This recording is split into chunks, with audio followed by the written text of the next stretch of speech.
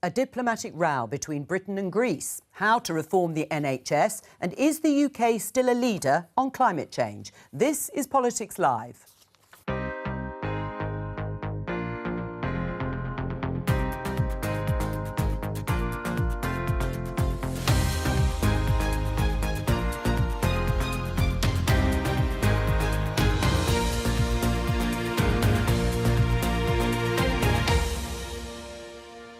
Joining me, Conservative MP Luke Evans, Shadow Health Minister Preet Gill, Kate Andrews from The Spectator and Ava Santina Evans from Politics Jo. Today. If I told you that you would cut the Mona Lisa in half, and you would have half of it at the Louvre and half of it at the British Museum, do you think your viewers would appreciate the beauty of the painting? The Greek Prime Minister wants these sculptures back, but Rishi Sunak has cancelled a meeting with him this lunchtime. I know some people don't like the word reform, but I tell you now, we must be the government that finally transforms our NHS. Politicians say the NHS needs reform, but we'll speak to a doctor who says GPs are already dangerously overworked. I'm not going to be put off by people calling it Project Fear. I am fearful about jobs. You put a bomb under our economy. And the worst thing is, we would have lit the fuse ourselves. That was 7 years ago, but were people too gloomy about Brexit? World leaders are heading to Dubai this week to talk about climate change. But what will the summit achieve?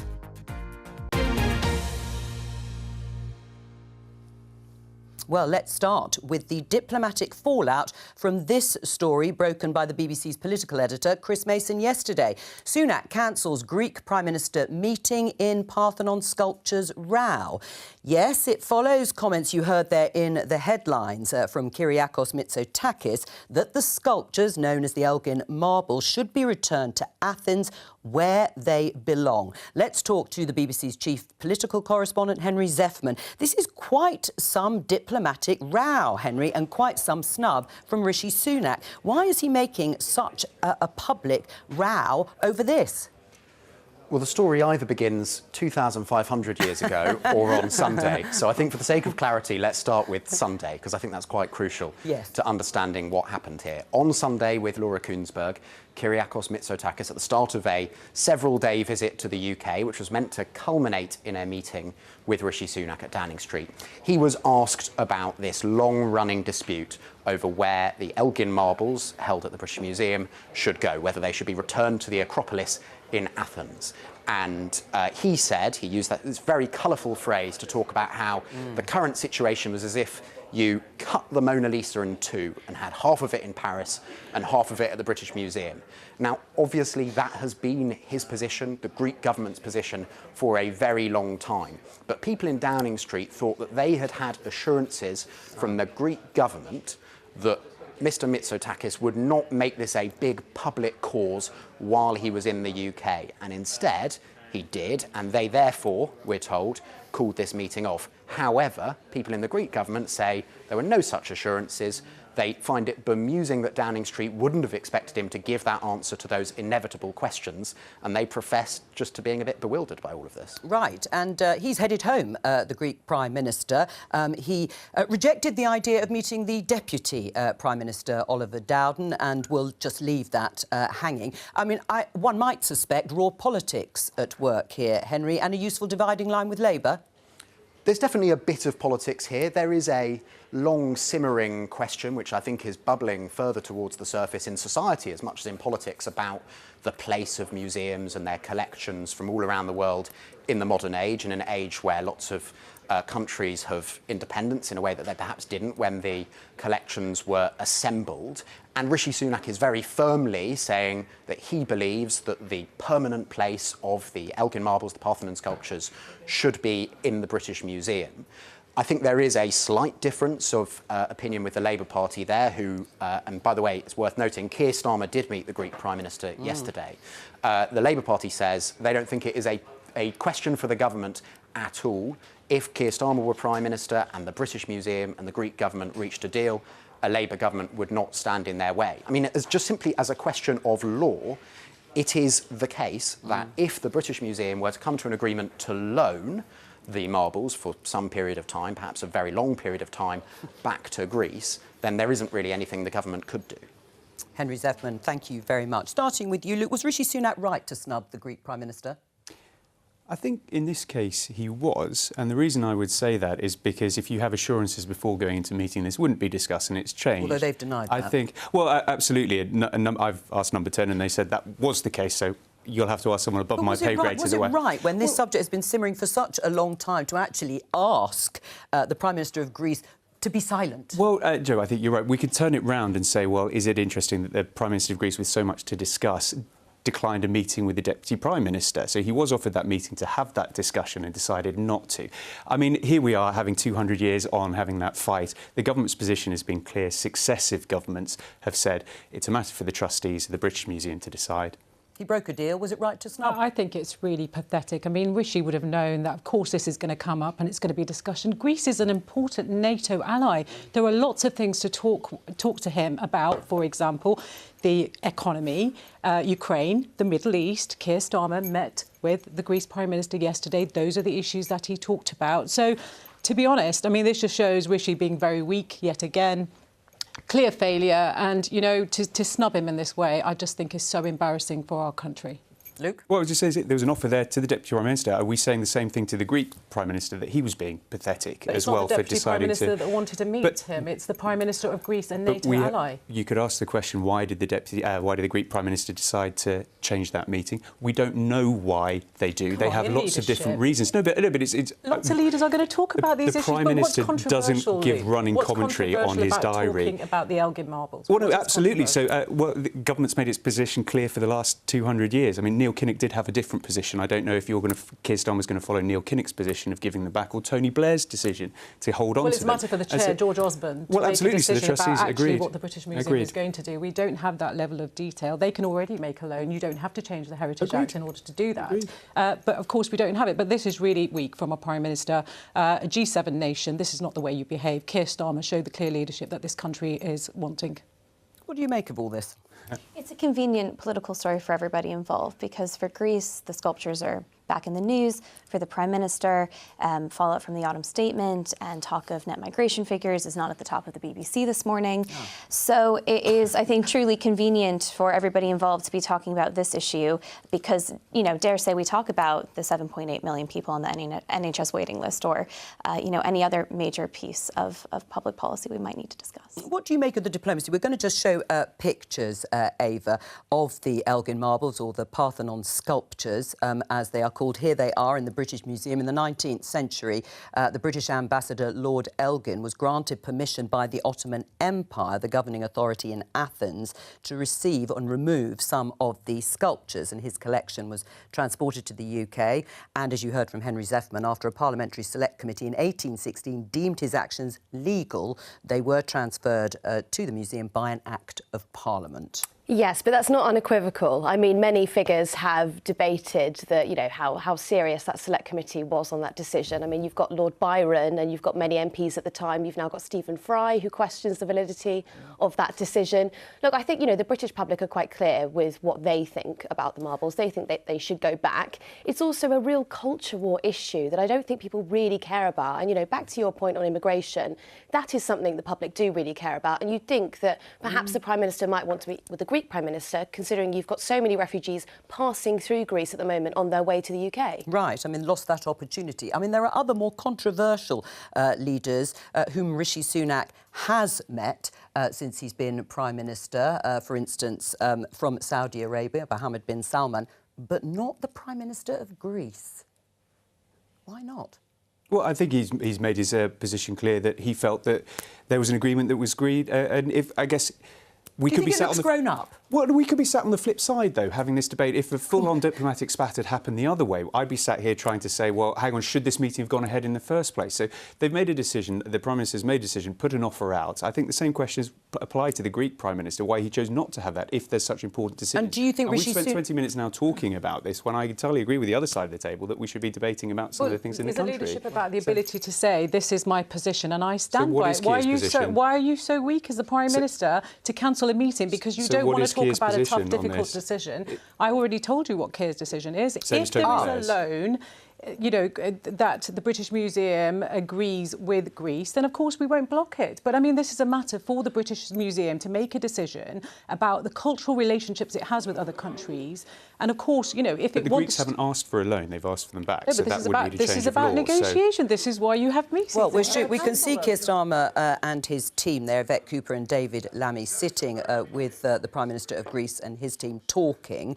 Whether they talked at length about the Parthenon sculptures is another matter. But yes, we are told that Keir Starmer would certainly consider the idea of them being handed back on long-term loan, but it was something for the British Museum and Greece to discuss. Why not give them back? Why shouldn't Labour's line be give them back permanently? Look, let's just be clear about the priorities of the country. We've got an economic crisis, an energy crisis. Sure. These are really important issues that Labour is not going to spend lots of time. That's why I think it's Well, you did have time to meet. You did have time to meet on that issue. Why not give them back? If you were prepared to give them a loan of these sculptures, why not say have them back altogether? Talking about illegal migration, talking about the economy, talking about COP, that's exactly what Keir's talking about, the priorities of the British public. And he is obviously able to talk about what his view is on this issue. He's not shying away from cancelling meetings. The Prime Minister of this country should be meeting a NATO ally. And the very fact that he cowered and was so weak because he didn't want to discuss this topic or relay actually what he believes, he can't stand by what he believes. That makes him very weak. But philosophically, where do you stand? Where does Labour stand? Do those sculptures belong in Athens or do they belong in the British Museum? Look, I believe that institutions like the British Museum should have the opportunity to build cultural relationships with other countries around loaning this. Now, that's a bigger conversation to have.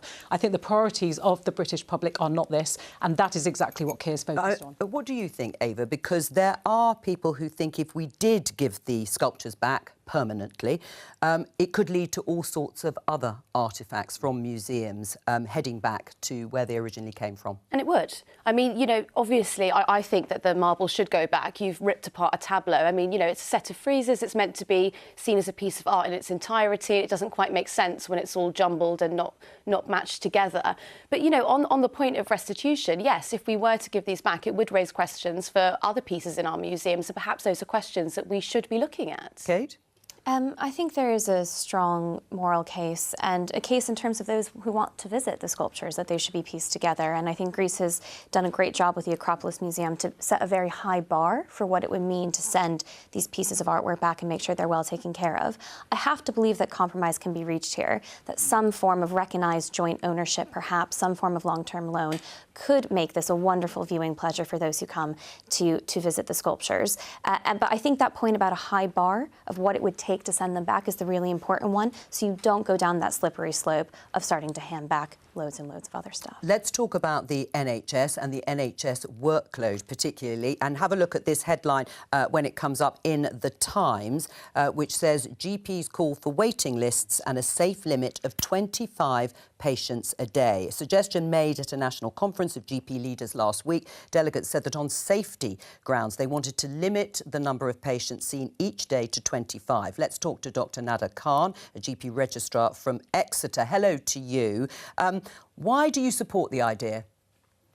Thanks, Jo. And yes, absolutely. We need to have safe levels of what GPs are able to offer to their patients. We know that from work here in the UK and internationally, that having more than those 25 consultations a day isn't sustainable and can lead to unsafe practice. And this isn't so much about a normal GP's day of their 15-minute appointments and the regular admin tasks. But what's really at stake here is the kind of appointments that we call the duty doctor system. So the appointments that are called in on day, and they're really hard to predict. And that duty or on-call GP might have 70 or 80 appointments booked in a day, and that is not safe. GPs then only have a few minutes to speak to a patient, safely make a plan, and then document it. And that duty doctor system is the one that really needs to be capped at a safe limit. GPs are frankly worried they don't have the time to give patients the care that they need at a safe level. What's it like for you if you have to see or end up seeing up to 70 or 80 patients a day? So the main thing at risk here is time and burnout. So if you have that many patients on your list, you're not able to give them the time that they need or the care they need at a safe level. And that's just not a good place to be for patients. But also from the GP perspective, that's leading to more things like burnout and essentially is driving part of this real recruitment and retention crisis that we're facing in general practice as well. Right. With more GPs planning to leave patient care, especially even young GPs. Right. I mean, is it practical, though, to have a limit of 25 patients a day? So I think in the course of a normal GP's day, that is practical. So if you're breaking it down into a normal day of 15-minute appointments and home visits, so GPs would be essentially, seeing about 4 patients an hour at that level. And that's comparable to what hospital consultants are doing. So it's just really parity across the primary and secondary care interface. Right. Stay with us, Dr. Khan. You were a practicing GP until 2019 when you became an MP. Do you share a sympathy with Dr. Khan? And you obviously understand what she's talking about. Would you support the idea of a cap? Yeah, so I even raised it myself on the Health Select Committee as a way of looking at this. The difficulty, I think, of the 25 limit is if you're a duty doctor, you're doing phone calls, you're doing emails, you're seeing patients, you could have 80 contacts in a day. The danger of doing it like this is my worry is it's a little too prescriptive. Right, so what sort of cap were you thinking of? Well, the way I would solve the problem in my personal side is actually to limit list sizes. Now we've got a workforce plan. What you can actually do is correlate that to a list size. So when you join a GP, you sign up under a doctor, and that's their list. And so we know that the best kind of figures are down to about 1,800, but some doctors are dealing with 2,500. So what you could do is dovetail that down to allow to meet demand. Because the problem here, what Dr. Khan's getting at, is demand is just through the roof and the supply isn't there. So it's how you deal with that to make sure you don't feel like you've got the sword of Damocles above you on decisions you're making when it's people's health. Do you agree with Dr. Khan? A limit of 25 patients a day? I think, look, just looking at this in isolation is really, really difficult. You've got to think about how do we release the pressure on GPs. The government has lost 2,000 GPs since 2015. We're not training enough. We've got a workforce plan. Of course, we can't wait for them to come in order to reduce the list. And that's why Labour is talking about how do we get a community offer. So there are really good examples like in Bromley by Bow. So it's not just the GP. Actually, it's the health visitor, the physiotherapist, the social prescribers that work together and deliver services so people can get a one-stop shop approach. We're also saying we'll offer 2 million more appointments to reduce the waiting list 7.7 million. And I think that is really, really important we do that. Right, and I can see your holistic approach right across the NHS. But on this specific idea, would you back Dr. Khan's suggestion of 25 patients a day, a cap for all GPs? Look, GPs are going above and beyond, and I appreciate there's a lot of pressure. And unless we have a mental health offer that releases a lot of pressure, you've got to understand what is the cases that GPs are dealing with in order to release that pressure. And therefore, you've got to have a strategy to deal with that. Just to give an arbitrary number of 25 doesn't take into consideration, there are lots of, I'm just thinking about Birmingham, inner city, inequalities, real issues, lots of patients in one surgery, and, it's not spread out. So the ICB have really got to look at their regions and assess what the need is, look at the demographic and be clear as to what does it actually mean in terms of supporting GPs. Listening to that, Dr. Khan, what do you make of Preet Gill saying it's an arbitrary target? And we heard from Luke, who was a GP like you, saying there are better ways of doing this. I think I take the point, but I think that there's a few things to unpick here. The first thing is that we really need to understand the scale of the problem. Hospitals have an alert system that's used that some of you might be familiar with those black and red alerts when demand is really high. And I think general practice first needs a similar system to show where the system is straining and when. And if we can identify where that's happening, then GPs can access extra support when capacity is not meeting the demand. And I think that having that system will allow practices to access and open up extra support, so suspending non-core work or freeing up local support packages. And that's all been outlined in the recent Royal College of GPs election manifesto as part of recommendations to go forward. I mean, one of the worries I would have is that it may have an adverse effect on patients, a growing waiting list, if you're not going through and getting through the lists of people wanting to see a GP. I think that's exactly right. The question is it better to have a short appointment with a GP or no appointment with a GP? And with the waiting list where they're at, I think, I would err on the side of a shorter appointment. I think Dr. Conlon makes some really important points, that for the sake of doctors and for patients, being rushed through, not getting that proper time and attention, not being able to do your job to the level that you feel you should be delivering, patients feeling the strain of that, it's not a great situation. And so much of this goes back 15 years to when the government and the British Medical Association decided to cap the number of training placements for doctors. We have started to reverse that. This is going to take a long time to feed through the system. In the meantime, we have to find more productivity gains. We absolutely can in the NHS. There's a lot of room for that. But we must be careful not to then say, well, it's very obvious the NHS could be more effective and productive. Thus, we're going to target individual doctors and make them double their appointments or caseloads. That's not reasonable either. So, I think Dr. Khan makes some important points about the stress that is falling on doctors when they just feel like they can't fully deliver for their patients. Ava? I'm not sure I agree with your no appointment or 10-minute window. I think, I think we've kind of got used to this sort of state of decay that Britain is in at the moment, and we're almost willing to accept the crumbs rather than accept, something or strive for something better. If you consider that more than half of misdiagnoses are made at the GP office, that's your first point of call. You've got more than half of people being misdiagnosed. You're now looking at a system that is not hoping to treat people or hope, to make them better or make their lives better.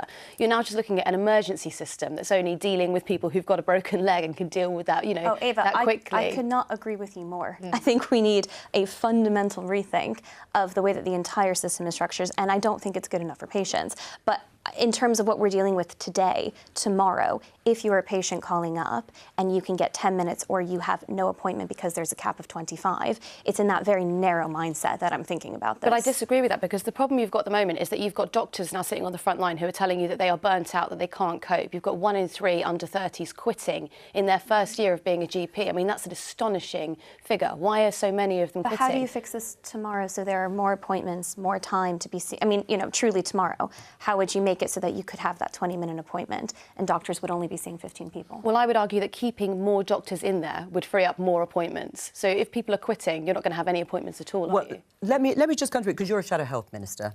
Keir Starmer has said he wants reform. Wes Streeting, the Shadow Health Secretary, has said he wants reform. What does that look like? So it's what I talked about. It's about what's the community offer. So, for example, we know people have to go to outpatient appointments in hospitals. Why can't that be put in the community? What is the role of pharmacists, for example? Lots of them do independent prescribing. The government's delayed its plan and initiative. They want to do more. They can do more. That will release pressure from GPs, having mental health hubs. And, of course, we've talked about our Fit for Future Fund. This is about doubling the MRI scanners, the CT scanners, reducing the waiting list. Reform is about, it isn't just about where you put money, it's how you target the support in terms of making sure that you're delivering a service where we are picking up and predicting illnesses. So MRI and CT scanners will have AI diagnostics. They are all good ideas, but let's say you win the election next year. Will the NHS, a couple of years after that, look radically different to the way it does now? Absolutely. Really? In our first term, we are committed to reducing the waiting list down. We are absolutely committed. Well,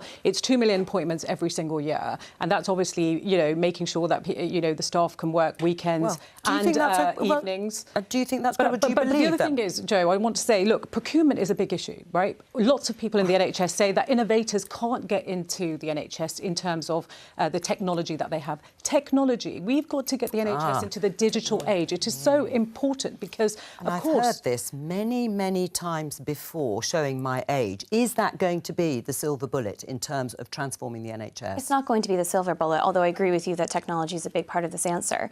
Am I hopeful that Labour could, have some meaningful impact on the NHS? Yes. I think Wes Streeting, Labour's Shadow Health Secretary, speaks more honestly about the state of the NHS and how poorly it performs for patients than almost any other politician. But I think there's something more fundamental we have to grapple with here, and it speaks to the point you were starting to make there about retaining doctors. This is not an issue of having too few doctors only, okay? I think we need more staff in the NHS. But if we compare 2019 levels to these post-pandemic 2023 levels, we have 18% more clinical staff, 19% more nurses, 25% more junior doctors. I want to retain the ones that are leaving, but we have significantly more staff, not fewer.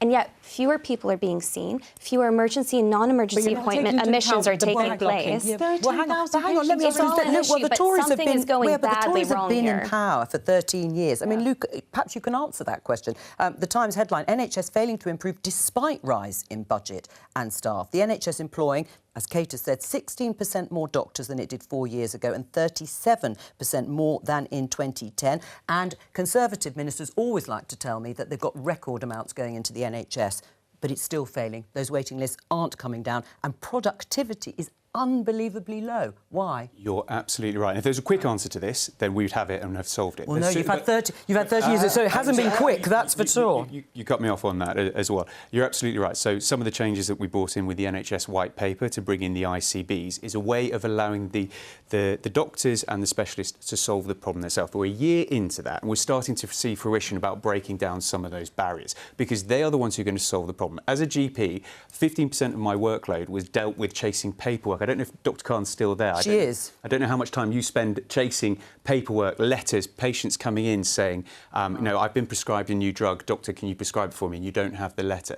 This kind of inefficiency, that productivity is staggeringly bad. My wife's a GP in the NHS, and when she refers patients, she's on a border. She can't access the blood test from one hospital to another. These are really simple changes that can be made, which the ICBs are looking at. There's £150 million going in to sort this out. But it's not quick enough, because if you release the staff, making the working life better for the staff, patients will have better outcomes and this productivity gap will close. Why do you think, Dr. Khan, that productivity is so low in the NHS? So I think it's difficult to say that productivity is going low from a GP's perspective. I mean, GPs are dealing with hugely increasing pressures. We know that GPs are carrying out almost 20% more appointments now than they were in 2019. And as Mr. Evans has described, there's an increase in those admin tasks by about 28% in the same period. So GPs are dealing with more complex patients, this rising demand, and a much older population, which means we just need more time to safely manage their needs. Right. I mean, what do you say, Ava, to the productivity conundrum? More money, more staff, and yet those figures barely move. I'm really uncomfortable with the word productivity. I always find it very uncomfortable when we use that. Seeing more patients, having the waiting list come down. Sure. But whenever we use that on, with humans, I think, you're kind of treating them like technology or like a piece of machinery. Not you, but this was a word that was used on the other side of the table, with all due respect. But, I mean, I don't actually think that Dr. Luke there answered the question about why for 13 years, you have been in charge and you have been looking at this. OK, there's an NHS white paper. What help is that to someone right now who's trying to get a GP appointment? And you're right. So let's look at the 4 different nations in the UK that are run by 4 different parties, are all struggling with the problem. As we heard from the doctor, you've got an ageing population with more difficult, complex needs. You've got more of a splintered professional workforce to help support supplementary. The problem is that means GPs are repeatedly, one after the other, dealing with more and more complex patients. And that's really tough, because we've got an ageing population. And you've got to remember how quickly technology moves. Luke, for sorting this is that. also about the 1.6 billion delayed discharge. There are 13,000 people in hospital who do not need to be there. They could fill 26 hospitals. We're spending more money on recruitment and agency workers, about £3 billion of the budget. So we really have got to look at the social care workforce strategy, because that is having a huge Wales's impact. Figures, the S&P figures. I mean, we don't like to do this. But you have had 13 years. Unfortunately, you have failed. It is the number one important issue alongside economy for the British public. They're really worried. Polls have written an article that says across the world, GPs, there's a shortage, a dearth of them. It's a really difficult place for any developed nation to try and deal with an ageing population. You only have to look on what's going on in Japan to deal with it. Everyone is struggling with the right answer, but simple things, I would argue, like improving the technology for the staff, like putting extra protection in on list sizes, would make a huge difference to the work quality and therefore patient outcome and better continuity. This is Labour's plan, Luke. Well, it's happening at the moment. That's exactly what you were saying. It is not. It's happening at the moment. I'm sorry to side with this part of the table as well, but I think we have to talk about productivity. I don't think that's a dirty word. I think whether you think the NHS is the best healthcare creation ever, or if, like me, you look at the outcomes for patients and you think it's not so great, it is not controversial to suggest that we would like to have a public sector system that is able to do more with the same amount of money, especially now that it has record level highs of of more resources.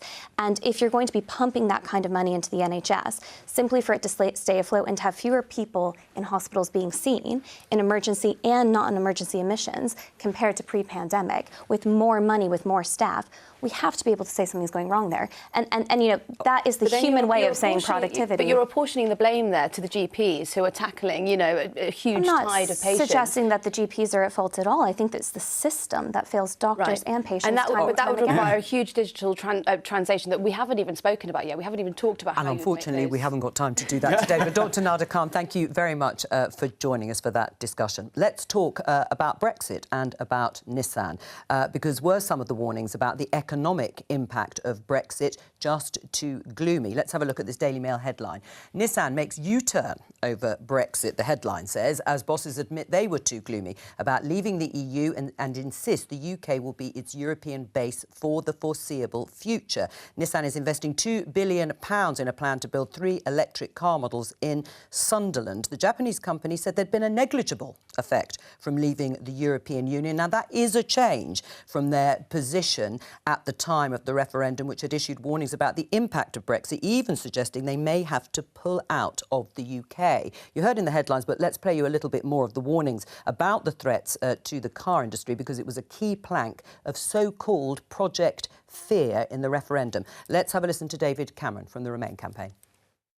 Think of the impact on the car workers at Cowley in Oxford who make the cars right behind me. Think of the wider impact: fewer businesses, fewer jobs, a smaller economy, and less money for our schools and hospitals.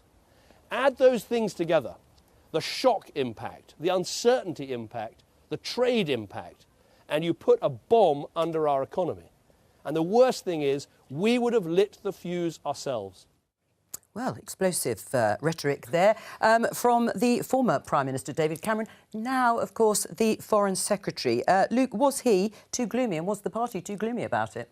Oh, gosh, 7 years on. I know, a trip down memory lane. Absolutely, we're still having this debate here. Look, I'm pleased to see that Nissan have changed their position as the facts have changed. I think that's very healthy. When he was asked, you know, he said he was surprised to see why people are asking why the UK, because we've got the skills and we're a great place. One thing businesses want is certainty. We're 7 years on, we're getting that now. We're starting to see the fruition of, you know, £2 billion worth of investment there, £29.5 billion yesterday into the UK at the summit. I mean, this is a good start. There's a long way to go, don't get me wrong, but this is important that they've come out and said that we see a stable base, and it sends a signal across the world that Britain's open for business, come and invest, and that's what we're seeing. Do you think the Foreign Secretary understands that now?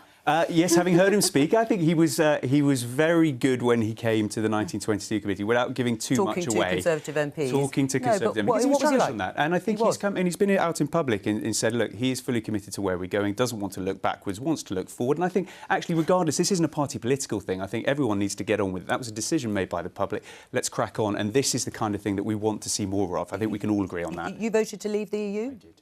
Right, so you didn't agree with David Cameron then, obviously. I mean, you campaigned to remain, like most of the Labour Party. Was Project Fear overblown? Look, Labour's looking forward and not backward. Looking forward, yeah. Look, we are, under Keir Starmer, we are a changed Labour Party and we are looking forward. Manufacturing is really important to our communities. I come from the West Midlands. The automotive industry, hugely important. I'm really pleased that Nissan sees that expertise and is obviously investing in those good quality jobs. There's huge amount in supply chains, for example. Labour has an automotive strategy. We know, though, that Nissan has been saying there are two things that they want support from the government: electrification, business hasn't had certainty, and of course on energy bills, support around, you know, supporting their business model. But were they right? We saw Harriet Harman there too, senior Labour politician. Was she right to warn about the downsides of Brexit to the economy? It's not perfect. We still don't have a veteran agreement. There's still lots of bureaucracy. I speak to businesses all the time. They are saying it's very difficult to get products into the country. We're having to put that money onto consumers because we're having to pay more. We could simplify it. There's a lot more to do, and Labour is absolutely committed to work with business to address that. It's another thing to suggest Brexit's been good for the economy, though, isn't it, Kate? Because actually, overall, according to the Office for Budget Responsibility, hasn't UK trade and GDP been damaged? GDP is a little more controversial, actually, in the sense that it was only in September that the Office for National Statistics significantly revised upwards the UK's estimated economic growth. But I think the OBR is still sticking to that 4% smaller for the UK economy as a forecast, admittedly, than we would have been if we'd stayed in the EU. I think those forecasts are brought into question when you have significant revisions like 2%. We thought this summer that the economy was still below its pre-pandemic levels. We now know it recovered. In December 2021, the UK was not an outlier in advanced economies. It was actually quite average, and I think that has been a real hit to the Brexit argument. To your point, Jo, Brexit and whether or not it's going to be a success has always been and always will be a choice. This is no guarantee that it's going to be successful, but there are choices that the Labour Party is making to decide that they're actually going to make a good go of it. And I think this Nissan story is just more proof of that. Were people like David Cameron too gloomy at the time? Well, I think it was perfectly reasonable to point out the downsides of Brexit. There are trade-offs to any decision. I think they were also They didn't just point out the downsides. They said it would be disastrous. No, sure. And look, it is absolutely remarkable that you have politicians standing outside car manufacturing companies that are now getting £2 billion worth of private, mostly private, I should say, investment. Yeah, I think in many cases they were too gloomy. But I suppose what I'm trying to get at here is this idea that Brexit is perfect or Brexit is a disaster always has been, and I think always will be wrong. It's a choice on the part of politicians and on companies who respond to politicians as to what they're going to do with it. I mean, just because Nissan says now the downsides are negligible of Brexit as they see it, were those politicians wrong or were they right about the hit to the economy? Well, those downsides are somewhat negligible for them because they've also had help from the government and they have been incentivised to stay in the country. And, you know, perhaps this isn't even a conversation about Brexit. Perhaps this is a conversation about whether the state should be more interventionist and maybe the state should be, you know, more entrepreneurial. You know, if you look at that area, Nissan, for every one job that Nissan provides, you've got 4 supplementary jobs. If you look at, you know, what that could do around the country, perhaps it's a conversation for governments. Maybe we need more intervention, more cash being pumped into private companies. Right. I mean, the new trading relationship. This is the Kate? Well, no, look, they are taking, I think, £200 million from government in total of this $2 billion, and I wish they weren't. I think that this deal shows that private companies can put up the money, and that is really where it should be coming from. I mean, putting a bomb under the economy, though, and then we're lighting the fuse, was that too hyperbolic in terms of describing what Brexit could do? Oh, it depends what... I mean, you just there said that, you know, we are quite average. Our growth has been average. In advanced economies. But it depends if you want to strive for average. I mean, should that be the benchmark? We should be going for we're doing OK. And their growth forecasts have been revised down. We heard Andrew Bailey, the Bank of England governor, saying that they're the worst he's seen in his lifetime. Genuinely remarkable comments at a time when the Prime Minister is trying to get more business investment. Really, really special stuff. Look, if I were a politician right now, a Tory politician, I would not want to stand up and praise the UK's growth figures. This pledge that Rishi Sunak has to have the economy growing by the end of the year, you know, 0.5, 0.6% is nothing I would boast about. The UK has a serious growth problem as well as a productivity problem. But the question about whether or not Brexit is responsible for all of that, when you've had a pandemic, when you've had Russia's illegal war against Ukraine, it's mixed. And as I said, the revisions for not what we think is going to happen in the future, what's actually happened are much more positive than a lot of people would like to admit. Ava? I mean, if you're one of the businesses who, you know, in and around the country over the last 10 years who have gone bust or haven't been able to trade with Europe anymore, I think you think very differently, wouldn't you? Of course you would, and so much more needs to be done, particularly for those smaller businesses, and I think the Windsor Framework was a step in the right direction. And Labour's National Wealth Fund is exactly that. For every £1 we put in, that will be £3 from the private sector, creating those gigafactories, really investing in jobs across the country, the technical skills colleges, matching skills, working with businesses, much more aligned. That's what businesses want, more certainty, a government that understands that they'll have to be a little bit interventionist and not just leave them to it, but they want that certainty in terms of what that level of investment looks like in the longer term. And ambition as well. I mean, if you look at Europe, you've got plans for 50 gigafactories. I mean, you know, they're way ahead of us. We've got, what, half of a factory? You know, if you want to start playing on the world stage again, then you've got to think with ambition. Well, talking of the world stage, let's have a look at this headline in The Times. Green retreat dented Britain's reputation, warns COP26 chief. Let me just unravel some of that. That was Alok Sharma. He was the head of the climate summit before. It's now being held in Dubai from this Thursday. Rishi Sunak, the King, and the Labour leader, Keir Starmer, are going to attend the summit. But Alok Sharma has said Britain has lost its international reputation on climate change and left other countries thinking it has walked away from the issue. And that is the government's own former head of COP. What do you say? I respect Alok a lot. I've worked in the last year in the energy department, so as the PPS, I was sat on the bed. No, I don't think he is actually, because under where Alok was when we went into that COP, only 30% of the world had signed up to this legal framework. We're up to 90%. We, as the global developed country, have had the biggest decarbonisation on the planet, bar none. So we are leading at this and dropped by 48%. Well no, but it's really important. So when we go up there, there is still a long way for the world to go, but we need to bring them with us on that basis. But you've got to bring the people with us too.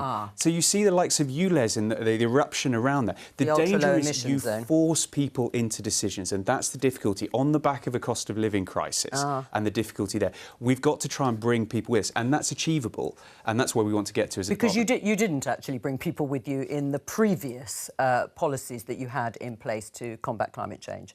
No, they have come with us on, changing their vehicles, getting solar panels up. We've cut VAT on that, for example. Air source heat pumps. We're going to encourage people to make those decisions. Smart meters. Everyone can get a smart meter. These are all decisions that people can make that all collectively add up. Personal responsibility, council's responsibility, government responsibility, and then global responsibility, because it can be a very scary place to, as an individual, say, what can you do? I think there's a plethora of measures that can help. I think Alok Sharma is absolutely right. I mean, let's not forget, Rishi had to be dragged to COP27. He said he wasn't going to go. He didn't get it. I mean, we are heading to a catastrophe in terms of global warming to 2.5 degrees, and we have got to do much more. And he's right. Under the Conservatives over 13 years, but certainly in the last couple of years, this government has destroyed our reputation on the world stage. It matters what you do domestically. Let's not forget the ban on onshore wind. U-turned, had to support Labour. He's finally come around. So how much are you going to borrow to do it? He's finally come around. We're not going to... We will borrow to invest, but not borrow for day-to-day spending. Which is inflationary. No. But in the second part of our parliament, we have said, of course, the Green Prosperity Plan, which is about having energy security. This is about jobs. Is it going to happen, Preet? Because although Keir Starmer is going, you're absolutely right, to the summit, it's been reported over the last week or so that actually this £28 billion a year being spent on climate policies, well, it's being delayed, that we know, but it might not happen at all, we hear. No, that is absolutely not true. So let me just be absolutely clear. In the second term of our parliament, we will absolutely commit to going... Second term? If we are privileged enough to be so it's not elected... So you're not going to borrow that money for investment in the first term? If we are privileged enough, we will absolutely look at the fiscal situation we inherit, and we will work towards a plan as to how we can reach that target, working with business... When? Well, look, I mean, the things that we want to deliver around GB energy, retrofitting homes, all of the solar power energy, that will take time. You've got to look at the fiscal situation and set a plan, don't you, at the first time? You can't do that now when we don't... This was a centrepiece. This has been a centrepiece of Labour's offer leading up to a general election. Yep. It now sounds like it might not happen at all. So we were told Labour are committed to spending and investing up to £28 billion a year. When?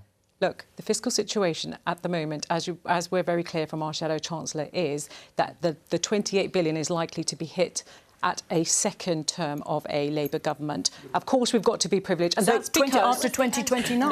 No, actually, it won't be. But it will. It was by the end of the first Parliament, is what I was... At the end of the first Parliament. Well, does that disappoint you, Ava? Well, it shocks me because of the conversation we've just had before this, which is about building, which is about this ambitious target we're going to have. Everything that you want in your climate... Hang on, everything you want in your climate policy would match with what you're building. So you're now telling us that if you're not going to meet those targets, you're not going to borrow that money until your second term. Ava, how will you get those supply chains set up? That means that you're not actually going to be building anything in the first place. No, that's not true. Those supply chains will take about 2 years to create, and it's about working with industry. No one is going to expect us to be spending 28 billion in the first year. No, they are. No, they are not. Absolutely not. Well, hang on. It was the end of... It would be in the first term by the end of that first term. So this is about working with business to create those supply chains, chains so that we can hit that target. Nobody's expecting us to deliver that on year 1 and year 2. Is the caution right? We are working towards it.